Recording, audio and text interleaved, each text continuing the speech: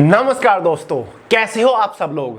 आपका ज्यादा time waste नहीं करूंगा, आपसे सीधा पूछूंगा, क्या आपको bank of Baroda, bank of India, bank of Maharashtra या फिर Canara bank, central bank of India, Indian bank, Indian overseas bank, Punjab national bank, Punjab and Sindh bank, UCO bank और union bank of India join करने हैं एक हाई लेवल की पोस्ट के ऊपर, जिस पोस्ट के ऊपर आपको हर महीने 1,00,000 रुपए महीना तनख्वाह मिले।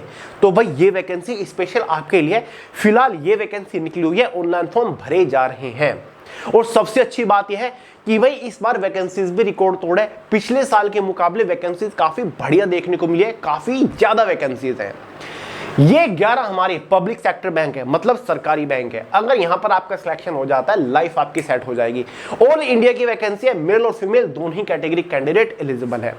ग्रुप बी के पोस्ट है, सैलरी आपको बेहतरीन मिलेगी। आगे इस वीडियो में इस भर्ती की रिगार्डिंग संपूर्ण जानकारी आपको दूंगा, पूरा selection procedure step by step समझाऊंगा। एज लिमिट क्वालिफिकेशन के बारे में बात करेंगे, एग्जाम पैटर्न सिलेबस को डिस्कस करेंगे, सैलरी एग्जैक्ट कितनी मिलने वाली है, अलाउंसेस के बारे में बात करेंगे, exam centre, job profile, job location के बारे में बात करेंगे।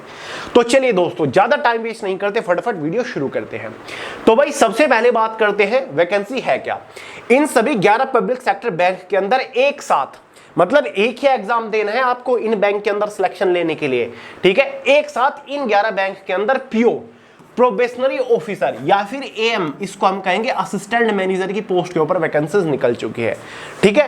प्रोबेशनरी ऑफिसर या फिर असिस्टेंट मैनेजर की पोस्ट के ऊपर वैकेंसी निकली है इन 11 सरकारी बैंकों के अंदर। एक ही एग्जाम होगा, एक ही एग्जाम से आप इन सभी बैंक के अंदर अपनी चॉइस के बेसिस पर, ठीक है, जिस भी बैंक के अंदर चाहो आप पीओ की पोस्ट के ऊपर सिलेक्शन ले सकते हो। सबसे पहले बात करेंगे कि भैया वैकेंसीज वगैरह बताइए कितनी है। ये आपके 11 पब्लिक सेक्टर बैंक है। पहला बैंक कौन सा है हमारा, बैंक ऑफ बड़ौदा। पहले बात करते हो टोटल वैकेंसी कितनी है, 5,208 टोटल वैकेंसी निकली है सभी बैंक को कंबाइन करके। हाल ही में आपकी एसबीआई पीओ की भी वैकेंसी निकली हुई है, जहां पर केवल 541 वैकेंसी निकली है। तो एसबीआई पीओ के लगभग 10 गुना, 10 टाइम ये वैकेंसी निकली है। एसबीआई पीओ से 10 गुना ज्यादा वैकेंसी है, 5,208। तो बढ़िया मौका है, आपको हथौड़ा मारना है बस।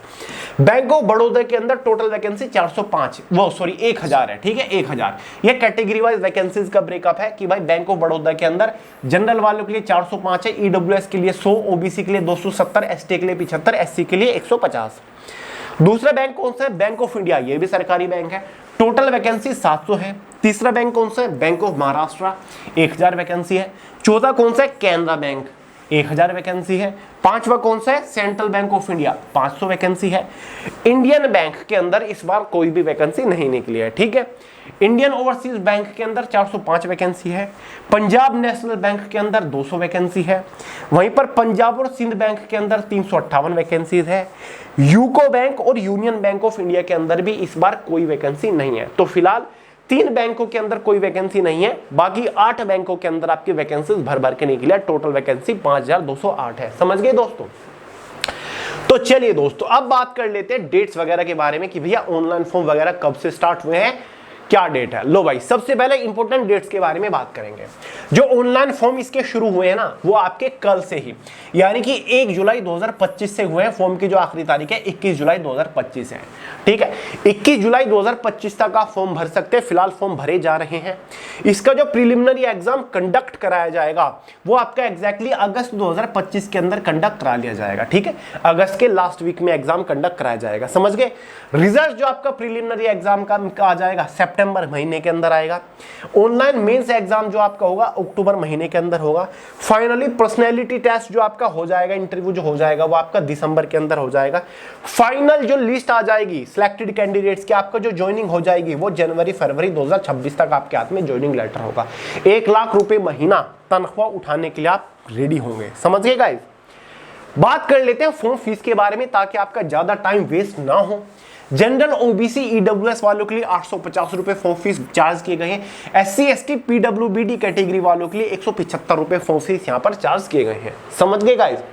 अब बात कर लेते हैं एलिजिबिलिटी क्राइटेरिया के बारे में। एज मिट जनरल वालों के लिए मिनिमम एज मिट 20 साल है, मैक्सिमम एज मिट 30 साल है। जो आपकी एज कैलकुलेट होगी वो एज ऑन 1 जुलाई 2025 तक होगी। सीधा सीधा समझ लीजिए, अगर आप जनरल कैटेगरी से बिलोंग करते हैं तो जरूरी है कि भाई आपका जन्म 2 जुलाई 1995 से लेकर 1 जुलाई 2005 के बीच में हुआ होना चाहिए, तो आप एलिजिबल है। ओबीसी एसटी एससी वालों को एज में रिलैक्सेशन मिल जाता है। एससी एसटी वालों को एज में 5 साल का रिलैक्सेशन मिलेगा। ओबीसी वालों को एज में 3 साल का रिलैक्सेशन देखने को मिल जाएगा। तो भाई रिजर्व्ड कैटेगरी वाले उसी अकॉर्डिंग अपनी एज यहां पर ऐड कर लीजिएगा। ओबीसी वाले कितना करेंगे? 3 साल, एसटी एससी वाले 5 साल। समझ गए गाइस? एजुकेशनल क्वालिफिकेशन के बारे में बात करते हैं।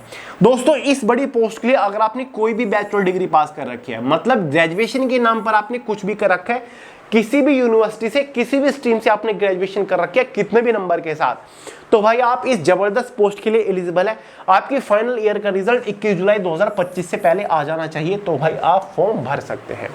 सिलेक्शन प्रोसीजर के बारे में बात कर लेते हैं। 3 स्टेजेस के ऊपर इसका सिलेक्शन प्रोसीजर टिका हुआ है।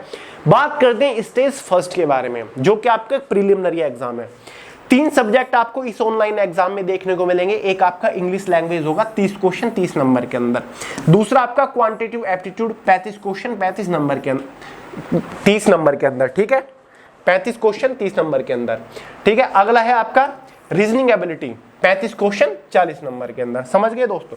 तो एग्जाम में टोटल 100 क्वेश्चन होंगे, 100 नंबर का पेपर होगा। एग्जाम आपका बाइलिंगुअल हिंदी और इंग्लिश में कंडक्ट कराया जाएगा। हर एक सब्जेक्ट के क्वेश्चंस को सोल्व करने के लिए आपको 20-20 मिनट का टाइम दिया जाएगा। क्वेश्चन पेपर की ओवरऑल टाइम ड्यूरेशन 60 मिनट्स है। क्लियर है दोस्तों? एग्जाम में 0.25 मार्क्स की नेगेटिव मार्किंग भी होती है। जी हाँ दोस्तों, 1/4 के एग्जाम में नेगेटिव मार्किंग भी है। ये जस्ट आपका क्वालिफाइंग नेचर है, प्रीलिमिनरी एग्जाम है। इसके जो मार्क्स होंगे वो फाइनल मेरिट में ऐड नहीं होंगे। इसके मार्क्स केवल डिसाइड करेंगे कि क्या आप सेकंड स्टेज के लिए क्वालिफाई कर रहे हो। सेकंड स्टेज जिसमें आपका एक मेंस एग्जाम कंडक्ट कराया जाएगा। 5 अलग अलग सेक्शंस में ये एग्जाम डिवाइड किया हुआ है। ऑनलाइन एग्जाम है। रीजनिंग से 40 क्वेश्चन 60 नंबर के अंदर 50 मिनट का टाइम सोल्व करने के लिए दिया जाएगा। दूसरा subject general economic banking awareness digital financing awareness including RBI circulars 35 question 50 number के अंदर 25 मिनट का टाइम, ठीक है दोस्तों। इंग्लिश लैंग्वेज 35 क्वेश्चन 40 नंबर के अंदर 40 मिनट का टाइम। चौथा subject data analysis and interpretation 35 questions आएंगे 50 नंबर के अंदर 45 मिनट का टाइम, ठीक है। तो भाई ये 4 सब्जेक्ट जो है इनसे आपके ऑब्जेक्टिव क्वेश्चंस आएंगे, एमसीक्यू क्वेश्चंस आएंगे। तो टोटल 145 एमसीक्यू क्वेश्चंस में से एग्जाम में 200 नंबर का पेपर रहेगा। 160 मिनट टोटल टाइम ड्यूरेशन रहेगी। इसी ऑब्जेक्टिव पेपर के साथ साथ आपका एक डिस्क्रिप्टिव पेपर भी कंडक्ट कराया जाएगा। डिस्क्रिप्टिव पेपर जो है आपका, उसमें ऐसे और कॉम्प्रिहेंशन राइटिंग का ही रहने वाला है। 2 ही क्वेश्चन होंगे 25 नंबर के अंदर, ठीक है। यानी कि आपको ऐसे और 15 नंबर का आपका ऐसे रहेगा और शायद 10 नंबर के कॉम्प्रिहेंशन पैसेज से रिलेटेड क्वेश्चन होंगे। 30 मिनट के अंदर आपको ये लिख के दिखाना होगा। समझ गए दोस्तों? तो ये आपका पूरा मेंस एग्जाम रहने वाला है, जो कि हो जाता है टोटल 225 नंबर का। कितने का? 225 नंबर का सब्जेक्टिव पेपर को डिस्क्रिप्टिव पेपर को मिलाकर। समझ गए गाइस? तो भाई इस एग्जाम का जो कंप्लीट सिलेबस है subject wise topic wise PDF form में मैंने way to success telegram channel के अंदर प्रोवाइड करा दिया, जिसका लिंक इसी वीडियो के नीचे डिस्क्रिप्शन बॉक्स में। तुरंत जाइए और इसका सिलेबस डाउनलोड कर लीजिए पीडीएफ फॉर्म में, ताकि आपके डाउट्स क्लियर हो सके कि भाई किस सब्जेक्ट के अंदर से कौन से टॉपिक के ऊपर मोस्टली फोकस करना है। बता चुका हूं 0.25 मार्क्स के एग्जाम में नेगेटिव मार्किंग आपकी रखी जाएगी। फाइनल सिलेक्शन जो होगा उससे पहले 3rd स्टेज में आपका एक पर्सनैलिटी टेस्ट होगा। क्या होगा? Personality test. जिसके बाद आपका इसमें एक पर्सनल इंटरव्यू होगा, ठीक है। पर्सनल इंटरव्यू आपका जो होगा वो बाइलिंगुअल होने वाला है, ठीक है दोस्तों। मतलब क्वेश्चंस के आंसर आप हिंदी या फिर इंग्लिश में दे सकते हो। समझ गए दोस्तों? ठीक है। तो भाई आपका एक इंटरव्यू होगा। इंटरव्यू की मार्किंग के बारे में नोटिफिकेशन में जानकारी नहीं दे रखी है। मान के चलिए आपका 100 नंबर का इंटरव्यू हो जाता है, ठीक है। तो इंटरव्यू होने के बाद फाइनल सिलेक्शन जो होगा वो एग्जाम और इंटरव्यू के मार्क्स के बेसिस पर होगा। केवल मेंस एग्जाम और इंटरव्यू के बेसिस पर आपका फाइनल सिलेक्शन होगा। प्रीलिमिनरी जो एग्जाम था, स्टेज फर्स्ट का जो एग्जाम था 100 क्वेश्चन वाला, 100 नंबर वाला, वो केवल क्वालिफाइंग नेचर रहने वाला है, ठीक है। तो मेंस एग्जाम लिख दे रहा हूं मैं आपका, मेंस एग्जाम प्लस जो मेंस एग्जाम था ना, जो टोटल 225 नंबर का बैठ रहा था, प्लस इंटरव्यू के बेसिस पर आपका फाइनल सिलेक्शन होगा। दोनों की मार्किंग को जोड़ दिया जाएगा, जिसके बेसिस पर एक फाइनल मेरिट बनेगी। ठीक है, अब मार्किंग आपकी कितनी बैठे, इंटरव्यू फी चाहे आपका 100 नंबर का हो, 200 नंबर का हो, एग्जाम फी चाहे आपका 200 नंबर का या फिर 225, इनको कंप्रेस करके 100 नंबर में लेकर आया जाएगा। 100 नंबर में से आपकी फाइनल मेरिट बनती है। ठीक है, जनरल ओबीसी एसटी एससी के एक फाइनल मेरिट बनेगी मेंस और इंटरव्यू के मार्क्स के बेसिस पर, जिसके बेसिस पर आपका फाइनल सिलेक्शन होगा। अब आप पूछोगे कि भैया ये कैसे पता चलेगा कि हमारा फाइनल सिलेक्शन कौन से बैंक के अंदर हो रहा है, पंजाब नेशनल बैंक के अंदर हो रहा है या फिर इंडियन ओवरसीज बैंक के अंदर या फिर bank of Maharashtra, bank of Baroda.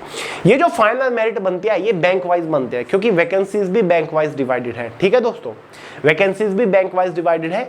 अगर यहां पर आपको प्रेफरेंस देनी होती है कि भाई मेरी first preference bank of Baroda है, सेकंड प्रेफरेंस मेरी पंजाब नेशनल बैंक है, थर्ड प्रेफरेंस मेरी पंजाब और सिंध बैंक है, फोर्थ प्रेफरेंस मेरी बैंक ऑफ महाराष्ट्र है। आपकी प्रेफरेंस के बेसिस पर आपको बैंक में पोस्टिंग दी जाती है।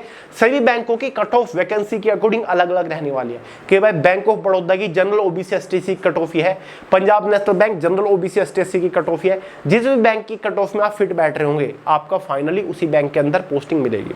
अगर आप 3 से 4 बैंक की कट ऑफ को क्वालिफाई करते हो, इतने अच्छे मार्क्स आपके आ गए, तो भाई आपकी प्रेफरेंस के बेसिस पर जो जिस बैंक को आपने पहले प्रेफरेंस दी होगी, सेकंड दी होगी, थर्ड दी होगी, उसके बेसिस पर आपको बैंक में पोस्टिंग मिलने वाली है। समझ गए गाइस? अब बात कर लेते हैं कि भैया सैलरी कितनी मिलती है। लो भाई, ये सैलरी स्ट्रक्चर है। इस पोस्ट का जो बेसिक पे है वो 48,480 है। इस 48,480 में आपके कुछ अलाउंसेस भी जुड़ते हैं, जैसे कि आपका डीए जुड़ गया, एचआरए जुड़ गया, आपका सीई ए जुड़ गया आपका, और भी काफी सारे अलाउंसेस जुड़ते हैं। जिसके बाद आपकी इनिशियल इनहैंड सैलरी लगभग 95,000, कितना 95,000 से 1 लाख के आसपास हो जाती है। 95,000 से 1 लाख रुपए के आसपास हो जाती है, यानी कि हर महीने आपको 95 से 1 लाख रुपए के आसपास मिलेंगे। बाकी पोस्टिंग लोकेशन के ऊपर भी सैलरी डिपेंड करती है। अगर आप किसी बेहतरीन से मेट्रो सिटी के अंदर आपकी पोस्टिंग होती है तो सैलरी आपको ज्यादा मिलती है। ठीक है, अगर रूरल एरिया में आपकी पोस्टिंग होती है तो सैलरी में थोड़ी सी गिरावट आपको देखने को मिलती है, लेकिन कम से कम 90 से 95,000 रुपए आपकी इनिशियल इनहैंड सैलरी रहेगी ही रहेगी। बाकी जो हाई लेवल की शहर है उनके अंदर आपको 1 लाख 1,02,000 इस तरीके से सैलरी मिलती है। ठीक है, जॉब लोकेशन, जॉब प्रोफाइल जो आपकी होगी वो क्लरिकल है, यानी कि आप प्रॉपर एक ब्रांच हेड कर रहे होंगे। मान के चलिए बैंक ऑफ बड़ौदा है, उसकी एक पर्टिकुलर ब्रांच आप हेड कर रहे होंगे, बाकी के जो स्टाफ एम्प्लॉय होंगे वो आपके अंडर काम कर रहे होंगे। ठीक है, तो भाई आपको एक अलग एसी कैबिन मिलेगा जहां पर आप मस्त 9 to 5 की जॉब कर रहे होंगे। समझ गए गाइस? जॉब लोकेशन आपकी ऑल ओवर इंडिया रहेंगी, आपको अपने होम स्टेट में भी जॉब लोकेशन देखने को मिल सकती है। एग्जाम सेंटर्स आपको ऑल ओवर इंडिया के अंदर मिल जाएंगे, आपको अपने होम स्टेट में आसपास के शहर में एग्जाम सेंटर देखने को मिल जाएगा। तो गाइस फिलहाल ऑनलाइन फॉर्म भरे जा रहे हैं। फॉर्म की जो आखिरी तारीख है 21 जुलाई है। फटाक से फॉर्म अप्लाई करके नेक्स्ट लेवल की तैयारी करना शुरू कर दीजिए, फिर देखते हैं कैसे आपका सिलेक्शन नहीं होता। इस वैकेंसी का फुल डिटेल नोटिफिकेशन, एग्जाम का सिलेबस, फॉर्म अप्लाई करने का लिंक, सारी चीजें आपको डिस्क्रिप्शन बॉक्स में मिल जाएंगी, देख लीजिएगा। बाकी सिलेबस और notification way to success telegram channel के अंदर मिलेंगे, जिसका लिंक वीडियो के नीचे डिस्क्रिप्शन बॉक्स में है। और हाँ, आपसे अलविदा लेने से पहले एक छोटी सी जानकारी दे दूं, संपूर्ण भारत के इतिहास के most important, most selected multi colour hand written notes मैंने आपको पीडीएफ की फॉर्म में, ई बुक की फॉर्म में प्रोवाइड करा दिया। लिंक डिस्क्रिप्शन बॉक्स में, डाउनलोड करके तैयारी शुरू कर सकते हैं। ये इंडिया के पहले multi colour hand written notes है, जहां पर आपको थ्योरी के साथ साथ most important topic wise fully solved easy explanation के साथ ऑब्जेक्टिव क्वेश्चंस भी देखने को मिलते हैं। लिंक डिस्क्रिप्शन बॉक्स में, तुरंत इतिहास को डाउनलोड करके पढ़ना शुरू कर दीजिए। कभी भी आपको इतिहास की कोई बुक या फिर किसी टीचर की हेल्प नहीं लगेगी। ठीक है, तो डिस्क्रिप्शन चेक करिए फटाफट। तो चलिए गाइस, इस वीडियो में इतना ही था। वीडियो पसंद आई हो लाइक करिएगा, दोस्तों के साथ शेयर करिएगा, चैनल को सब्सक्राइब करना मत भूलिएगा।